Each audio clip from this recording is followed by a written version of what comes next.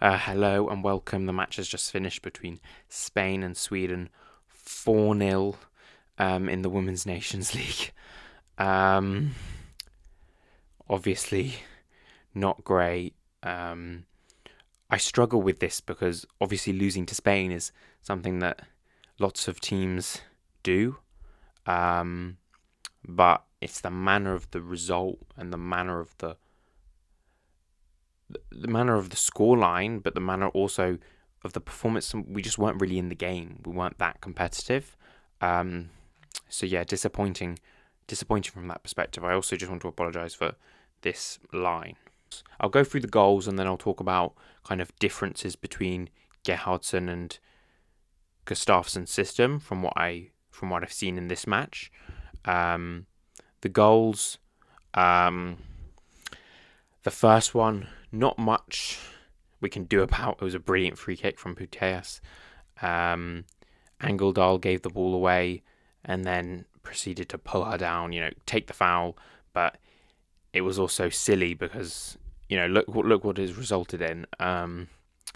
She didn't have the best game, Angeldal, today.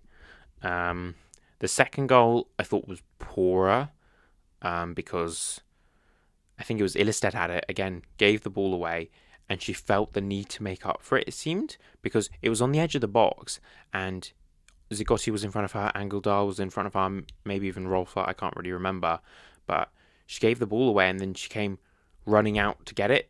I can't remember who the player was that she gave it away to, but she came running out to try and get it, didn't get it, left a space, and the player played it through to Pina, who then was just where Ilestedt would have been.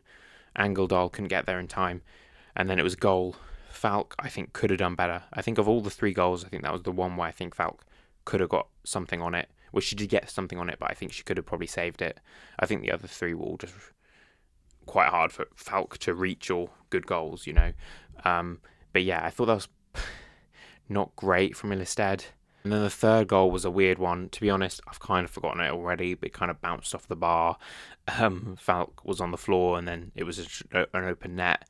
And then the final one was in the second half, where, just a really good goal from Pina. Not much we can really complain about there. Ilestedt didn't have a great game. I thought she had some really good moments, some really nice kind of tackles, won the ball back in some good moments. I'll talk about the really high press where she was left isolated as the only defender.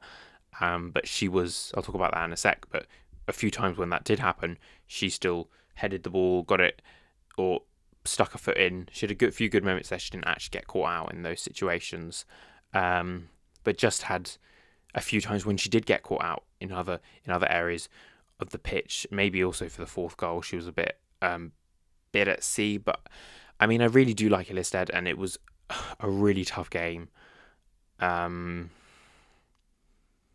yeah, and the major thing was Salma Paralluejo running through on goal, and she just completely hacks her down. And I mean, it was offside, and it was a massive relief because I was like, God, penalty and red card. And obviously, unfortunate, Sam had to go off with an injury, so hopefully she's okay. I mean, I shouldn't laugh about it. It was just a bit silly. I was kind of shocked she dived in. I thought, in that moment, Sam was kind of away from her. I thought she'd just, she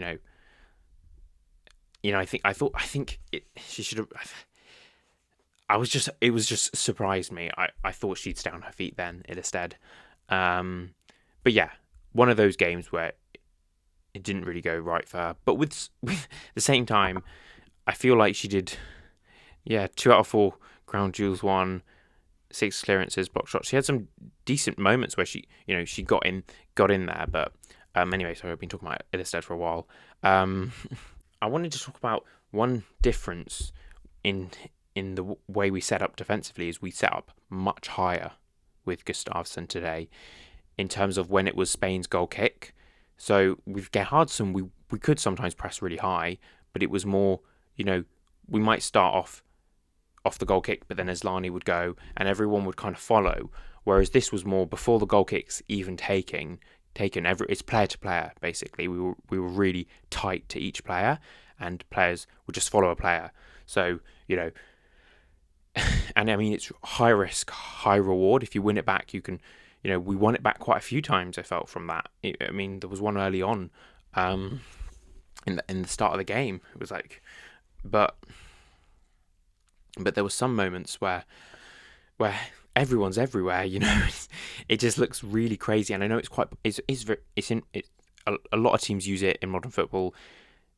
I'm not saying it's a silly thing to do. It was just interesting to see our team, and it'll be interesting to see how much Gestarsson uses it, or how much we see it against, and how it works against different sides. Because obviously this is probably the best team at playing out from the back that we were doing it against. But Angeldar was basically on their defensive midfield, as Agoti Olme was high. Bjorn was on one of their midfielders, so Bjorn was off in midfield, and that left just Ilestedt, and then the fullbacks might be tucking in, but they might be following the wingers as well, and that creates a lot of space. You've got the players marked, but you've got a lot of space for them to run into and cause havoc. And we actually didn't get caught out in those situations. I was quite surprised that we didn't really get caught out. From what I remember, we weren't caught on a counter when it was just Ilestedt, and it was there was nothing like that. We were fine. And then we'd do that, but then also we'd also be, a lot of the time we would just sit very deep in a block. Well, we weren't necessarily really deep, but we were very compact. Like, the defensive line wasn't necessarily really deep, but Asllani and Blackstenius were very deep. But it was a 4-4-2 basically. But we didn't put much pressure on, so we kind of had two very different things, which teams do. You're not going to press as much when you're deeper. In attack, we did nothing. I mean, we barely had control of the ball. The one chance we had was when Blackstenius was running through on goal, and she missed it. I mean, she was kind of pushed down by Paredes, but she did miss. And I thought it might be offside, but it wasn't. But that was our only one chance. I don't think there was anything else from what I remember. But we just struggled. We didn't really have any control in the midfield. We couldn't get our foot on the ball. But from what I saw when we did have the ball, it was more, I'll show you with my mouse, but like Angeldar was more in the kind of right half space here, and then Asllani was kind of on the left as a 10. It was more symmetrical, whereas, with Gerhardsson, we'd overload the right-hand side a lot. Now, Asllani would still come in central to the left, there's fluidity to it, but a lot of the time, Asllani would occupy those right spaces. Same with Angeldar, same with Canarid, same with whoever's playing right back, and we'd do like a numerical overload. Whereas this, we were much more symmetrical, and again, we barely saw it, but from when we did have it at the back, that's how we were looking. Asllani on the left, Angeldar on the right, and then Canarid on the right wing and Rolfo on the left wing, more as traditional wingers, whereas Rolfo would usually come in a bit, sit narrower with Gerhardsson. So that's something, but again, hard to see against a team like this. I didn't feel like Asllani looked as comfortable. I'll just be honest. I didn't.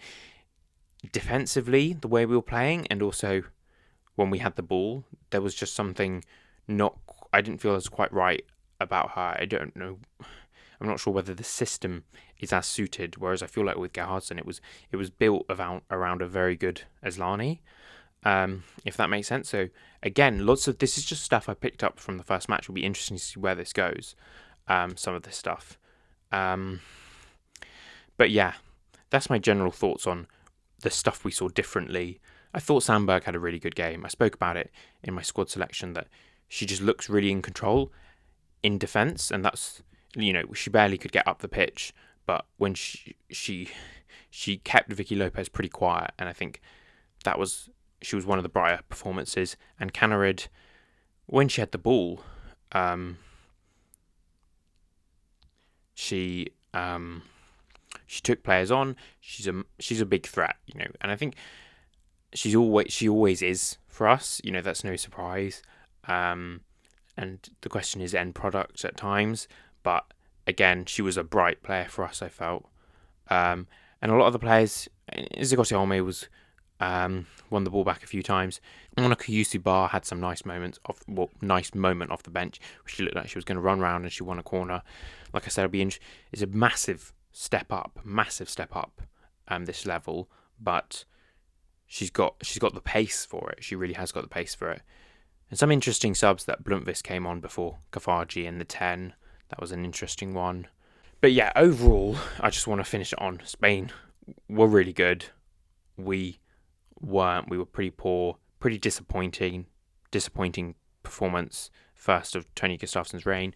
I thought we played well to not let it get, not go any further, to not concede anything in the second half until that very moment.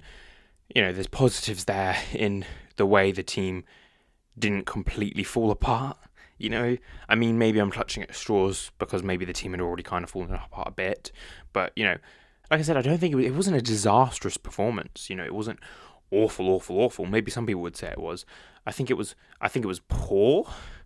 I think there were issues there with the way we set up, and there were individual issues as well. But nothing to go overboard. It's just the first game of Tony Gustafsson, and they got to work it out. But yeah, overall disappointed. Some interesting things we saw, but really they just got to go into the next game and try and put it right. We're not going to get to a final here unless you win 4-0. I think the aim is just to get a win. If you can. And a win would be huge, really. A win against Spain in the next game would be huge. So I just hope to see a more competitive performance, because we weren't competitive enough, really, were we? I mean, imagine if that happened in the World Cup final, if we got there, and I don't think it would have, but I think we would have won. But yeah, thank you for watching, and I'll see you again for another video soon.